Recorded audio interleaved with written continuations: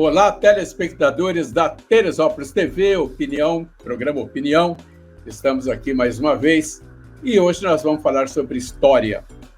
É impossível falar sobre política, cultura, qualquer coisa que seja que aconteça no nosso mundo sem falar sobre a história.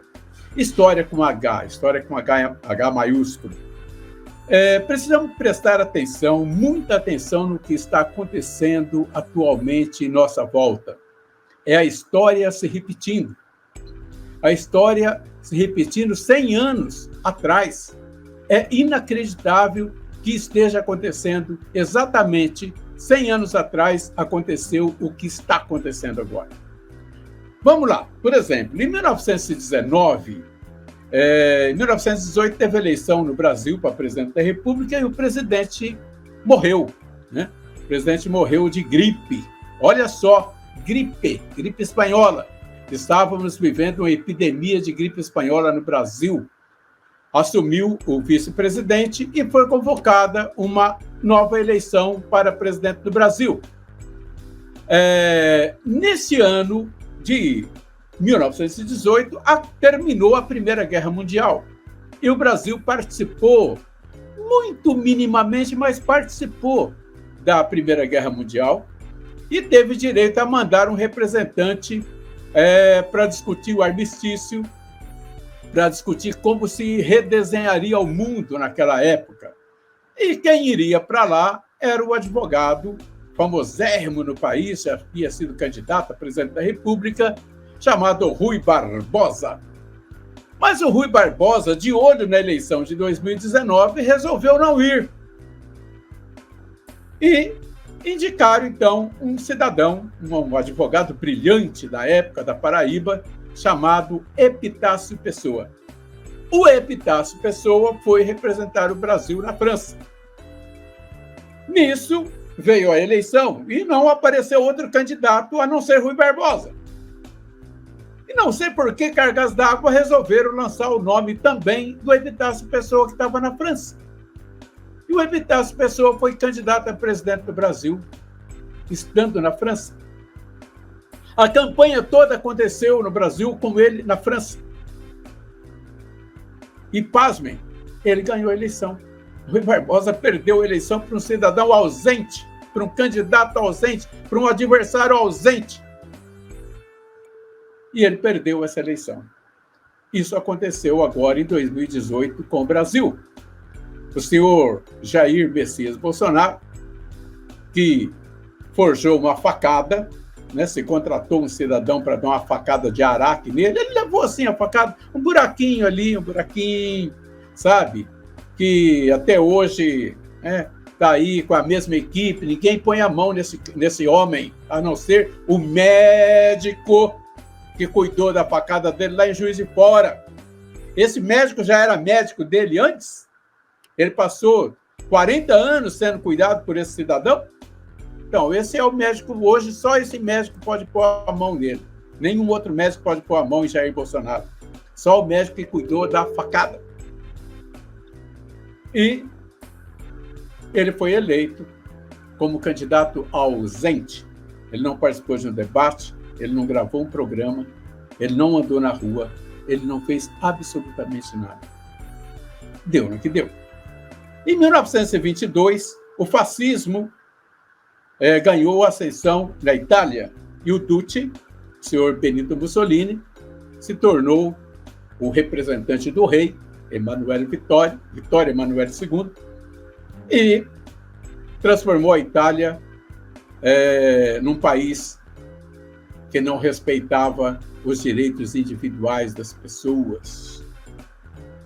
Foi nessa mesma época que surgiu também o nazismo na Alemanha.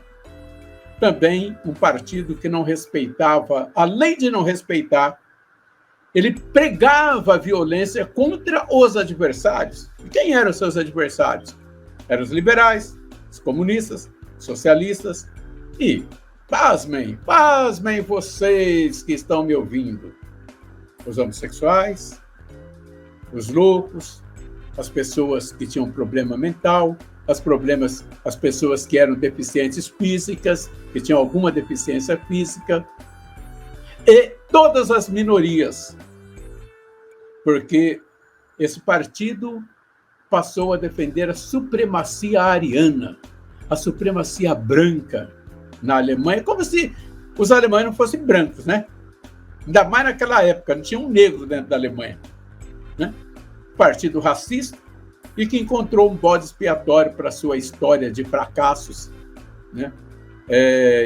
De fracasso em fracasso, principalmente o fracasso da Primeira Guerra Mundial, que eram os judeus.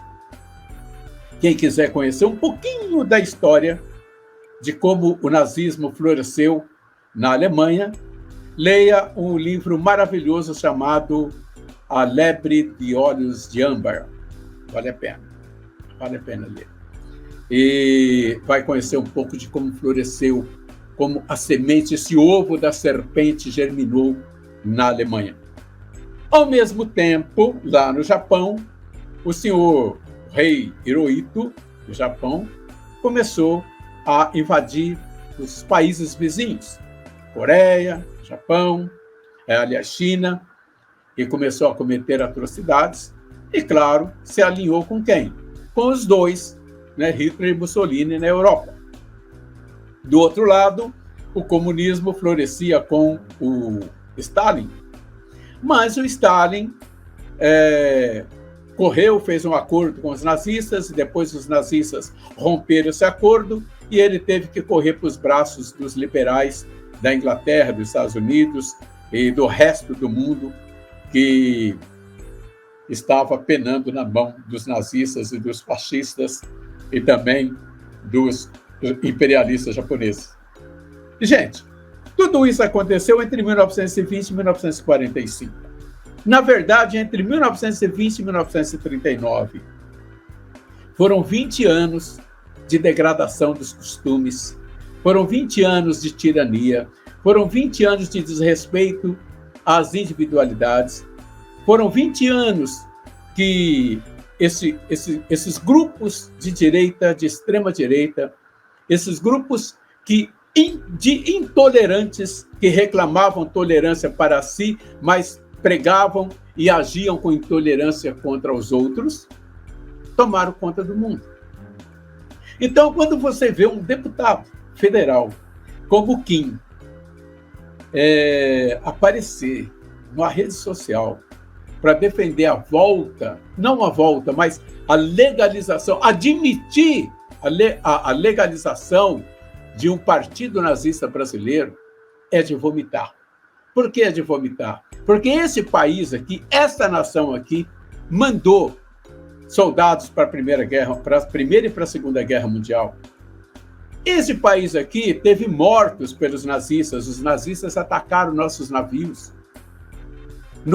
Os nossos pracinhas foram para a guerra, foram para a Itália defender a liberdade, defender a democracia, dizer não à tirania nazista, dizer não à tirania fascista, junto com os americanos, com os canadenses, com os argentinos, com a Austrália, com a Inglaterra, os britânicos, a França e todo o resto do mundo. Isso é perder o senso da história. Não se pode ser intolerante com os intolerantes. Não se pode defender democracia para quem é inimigo da democracia. Os nazistas e os fascistas, o primeiro ato deles ao chegar no poder foi o quê? Escorraçar com os partidos, eliminar os partidos, eliminar os adversários, eliminar o equilíbrio para que eles pudessem mandar sozinhos no mundo. É por isso que eu não sou a favor do comunismo, eu não sou a favor de nenhuma ideologia que prega partido único, inclusive a China. Inclusive a China precisa mudar. Mas não esse modelo de democracia que está aí, os Estados Unidos, divulgando para o mundo. Não é esse, não existe só um modelo de democracia no mundo.